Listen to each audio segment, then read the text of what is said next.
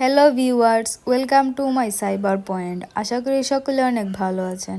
আমি আজকে আপনাদেরকে দেখাবো কিভাবে আপনি আপনার আইফোন থেকে আপনার পার্সোনাল হটস্পটের পাসওয়ার্ড কিভাবে চেঞ্জ করবেন।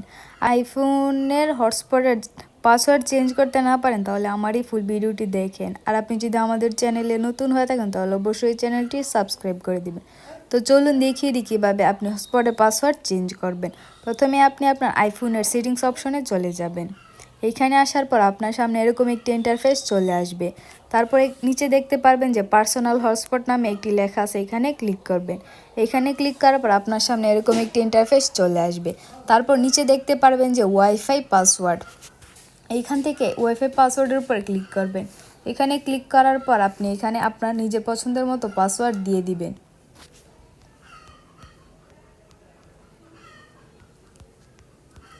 ধরেন আমি এই পাসওয়ার্ডটি দিয়ে দিলাম। পাসওয়ার্ডটি দেওয়ার পর এখানে ডান একটি অপশন দেখতে পারবেন, এখানে ক্লিক করবেন।